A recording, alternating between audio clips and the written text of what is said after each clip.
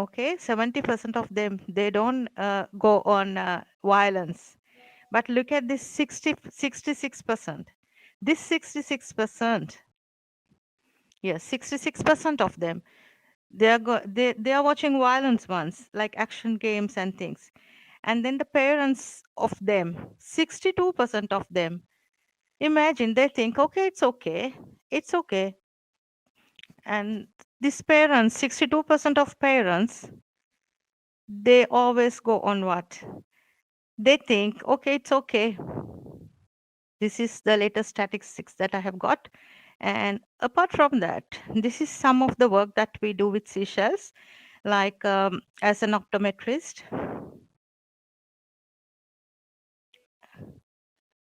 as parents, like, and I'm just changing my speed because I can over and over hear what I'm talking. I wish that it will not give you trouble who's listening. And anyway, so this is some work that we did with some of the Seychelles school. And this Seychelles school,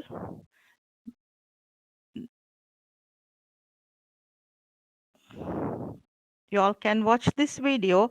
And when you're giving a video game to your child at home, maybe you feel that, y-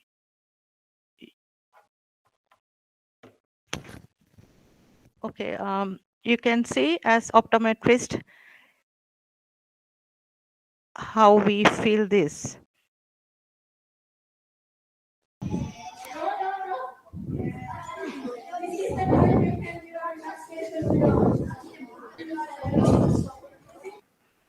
So, my dear parents, I hope you all watch this video properly. Okay, this is the age group of P6, like 9, 10, and 12.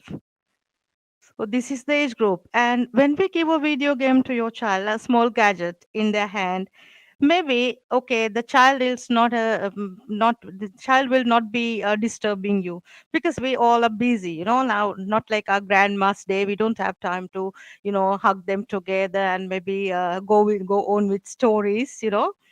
So like we'll be always uh, going with these busy schedules. So let's see.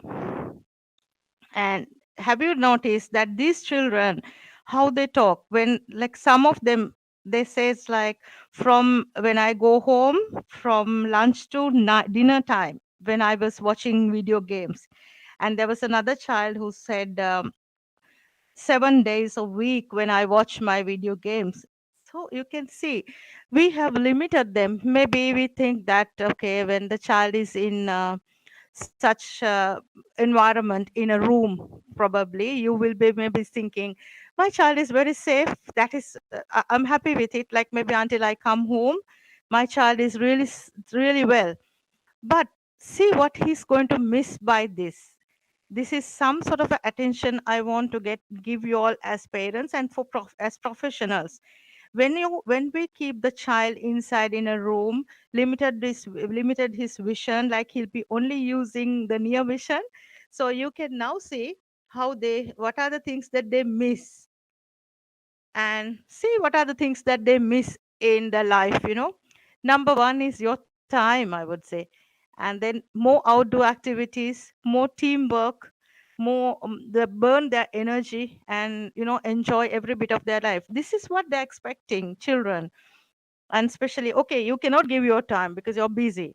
And so what they are losing is like outdoor activities. And more outdoor activities can enhance their visual skills. And not even that, even physically they'll make themselves fit, and they will be relaxed and things. And they know they will learn teamwork such, and of course they will burn their energy. So this is like, in any case, to play a game well, you need better vision. So this is my concern today. And what are the visual skills that normally your children should develop? Because this age they are growing children. You can see eye focusing, analyzing. They should develop these skills when they are young to perform good life in future. Eye focusing, analyzing the shape and the size detecting, and eye tracking, I'm going to, explain these topics further. But for now, just take a note of it, like eye tracking, detecting the speed, eye taming, and grabbing the image from both eyes. Then hand eye and brain coordination, depth perception, like understanding the distance and estimate the depth. So let's see how things work. You can see eye focusing, when you're playing a ball, any game, if you don't focus to the ball, for example, like cricket, basketball, maybe throw ball, football, netball, volleyball, anything, tennis, anything, if they do not focus properly with their eyes, they will lose the catch, for example, and this one of these guys can be a reason for whole team to lose the match. So this is eye focusing. And see, this is tracking, when the ball is thrown, you can see when the ball is thrown, look at this guy. If this guy doesn't, okay, if this guy doesn't detect the distance between the ball and him, he will not be able to catch. And also speed of the ball, if they don't detect the speed of the ball, this child will not be able to catch it. So this is where you need this eye tracking, learn, I mean, practice their eyes. There's nothing wrong with the eyes in these children. Mostly they only need little practicing all these skills. And aiming, targeting, they should know where to throw the ball, exactly where to throw the ball to get a goal in their hand. So this aiming should, they always need the hand, eye, and brain coordination together. And this is, I'm talking about this hand and eye brain coordination. You can see this, like they immediately should touch the ball, and they have to detect where the ball is, how much distance from there to the ball, and they immediately see it from the eye, and then catch it from the hands, and immediately brain should give them a message. They have to be speed enough, like, okay, throw, throw, throw. Otherwise they'll just keep, like, you may have seen this sort of children, when the ball comes to their hand, they take little time than a usual child to throw it. So these sort of children, they need more training on this vision skills. And then eye teaming, it is very important. Like, if I tell you a small exercise for the gathering, like if you close one eye, especially people who are not using spectacles, if you close one eye, you will see the vision. And then if you do the same thing on the other side also, you will see one of your eye is, it's bit sharper than the other one. So this comes with children also, which is a normal condition for sometimes adults. But when it comes to children, sometimes they can be lazy eye, which means non-used eye. Nothing wrong with the eye, but non-used. So these sort of conditions has to be developed. So to develop, this is like eye teaming. Both eyes should work together to catch something, and both eyes should work together to detect something. So these sort of skills, which is really necessary for their long life. So during the childhood only they develop these skills. So this is the depth perception, though it's a big wording in optometry, but you can see, like, a child should be able to detect whether to jump for the ball and whether to catch the ball, or stay on the ground, for example. And these are the conditions that you come with, or like combination of these things will always develop your child's skills. And you can go on with this, like, okay, any of these actions children needs. And also children need to look far to develop their eyes and vision.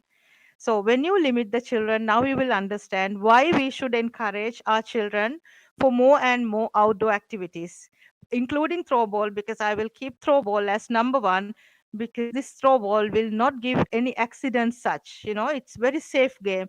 So I always keep throw ball as number one in this, and will not have sudden accidents and sudden impacts, sudden problems for them. Very rare. But then again, wherever I go and I talk about kids and eyes, this part I always add, what you should do when there's an emergency happen. Maybe it doesn't match with Throwball much, but it's, as parents, as responsible healthcare professionals, we and general public, we all should know. Because even though I talk much on these things, sometimes when it happens to me, and If I'm the parent who will face to this, I will be also get panic myself, okay, to see this. So it's all of us. It's very common. If something goes wrong, sometimes we are not really we are not in mind to do what is the next. Maybe we know too much, but we cannot guess what to be done. So because of that, I'm just reminding these slides.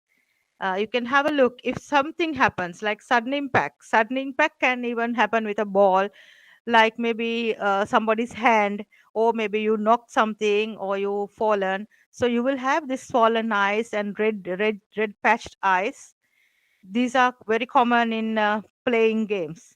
And what do you do? This is very important, doing is like immediately apply cold compress. When you are applying cold compress, also if you're too nervous, sometimes you press it too much. So these things we do, and sometimes by doing this sort of things, wrong step can make that person blind, for example, for his whole life. So this is why this emergency management is very important. So let's see, what we should do is, if something like this happen, if you knock with something, remember that it's always cold compress, and even a cold pack, or just keep like this. So this is the basic thing until you see an eye surgeon or ophthalmologist. But you go to monitor then and now and then how this eye behave, and then this is also something, eye injuries can happen with any sports, anything on outdoor. So if there is eye injury that we find very very commonly, we find they come and say we washed. This is something that you do. You all try to wash it with maybe eye wash. Somebody will say, I have an eye wash. Okay, bring, we'll wash. Or at least you will put water mistakenly. No, you're not supposed to. This is very important. Do not wash out with any liquid. You only have to do, if the eye is bleeding, you only have to put a gloves, and also not to press too much, and bring it to an ophthalmologist. So this sort of management is very important when we are talking about sports. So, okay, so let's see how we get on with all these children. My message is, kids need more outdoor activities than adults, I'm telling you all. So don't put him, don't limit their vision in a room. If you have no option, even at least take them to the grounds. Like, you know how you have understand how children felt it. Like, okay, we give a video game, and then maybe they are more peaceful and they don't trouble us, so we are very happy with it. But you can see how children were talking when I was explaining how was everything and how they should feel. And when I asked, do you get headaches, they start, yes. So do you get tearing, yes. But these things they don't talk with you all, because they are very thrilled of it, so they'll be talking about that thrilling on the game. But imagine these sort of conditions are there. And here in Seychelles, we are in an island. We get a lot of beaches right around. You saw how they were talking. When you go to beach, how many of you take your video games? Almost everyone takes their video game, and they think you're going to the beach to play their video game. When I asked, they said yes. So these are the things we should slowly, put their mind, and make their mind maybe more, motivate them. You're here to play outside, and encourage them for more outside games and things like that. Let's see, I'm going for the last slide of mine. And what else they will get? Okay, they will develop visual skills, and you will also get physical fitness. Every child need a physical fitness, like for them to go on in life. Maybe they should know at least to walk, they should know jump, they should be able to do so many things like what we do now. What we are capable, because we have had a good outdoor childhood. You all will agree with me. And nowadays our new generations of kids, they don't have outdoor, they don't enjoy, and maybe we are scared to put them onto the ground without us. Of course, the social issues are there, we cannot put them maybe, and we are worried about their security, everything. But parents and the teachers, also general public, everyone should take much action on this, like attention on this. How you're going to encourage your children, taking them out from much near work, and go on with their life. And also with that, what else they will develop? They will develop the social skills, like they will know how to communicate, how to interact with somebody, and they will, like, probably they will know how to team up with somebody. And when there is a team, he or she will understand what's my role in the team. And if I do a mistake, my whole team will be losing the match. So something like that, they should have these spirits. These are very strong feelings that we should develop in their mind. And also with that, they start confident, they gain confidence of them. Like when you catch a ball, probably they will be really happy, like you also can cheer your child. And one more thing for team, the teachers and even the parents and general public as parents, I'm telling you, maybe your child doesn't stick to the rules. Like if you want him to catch the ball, maybe he doesn't catch the ball as you expected. But uh, we being adults, just give them a small, space. Let them develop slowly and let them enjoy first. And at once, if you're going to discourage them, then they will not sometimes participate for the game. So you always have to encourage them by, giving them little bit of a cheering, which is good for them. And they will actually, with those things, they will develop so many other skills which they need to survive in the general society. And the responsibilities and, rules and regulations, which is very important. Rules and regulations, they will know, okay, you are not supposed to cross the line. And the protocols, you are not the one to take the ball this time, it's his ball, it's her ball. These sort of self developments very important, self discipline. And then they become very general people, like, they will be very loyal. And they will, in general life also, when they grow up, they don't want to break those rules. They will have their own rules, so they'll be more secure with their own rules. These sort of children who are participating in games, they will be mostly self behave properly. And also, very important thing is control emotions, because this is what parents and general public, every adult should understand. What we train the children is like, okay, go go go, you win win win. We never tell that guy, if you fail, what are you going to do? This is very important part of it. Like, we have to be careful with this. When we are, okay, we want him to win, we want our children to go beyond us, this, there is no two words. But in case if something goes wrong, he should be able to keep it in himself. This is why, when they come to teenagers, they cannot handle things. Maybe they don't know how to handle emotional things. This is why they last option, they either they go for drugs or they commit suicide.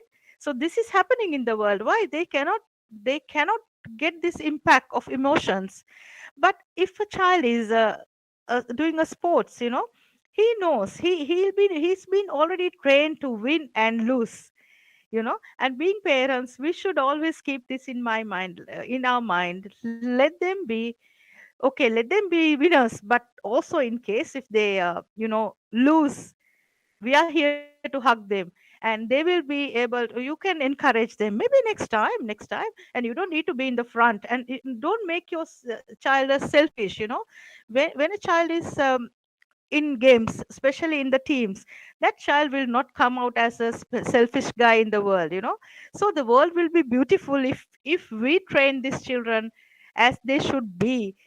I'm sure the world will be beautiful with lot of outdoor activities and teamwork and concern about each other, kindness they will share. And everything will be there, and it will be a beautiful world in future. So my take home message, don't let your children be too stressful, too depressed. Let them be as normal, and let them take all the impact, and make them resist, how to resist for the impact. Thank you very much for giving me this opportunity. I hope the technical things didn't trouble you too much. And I wish good luck for the congress, and my my best wishes for the next speakers. Thank you very much. Thank you very much, the Congress.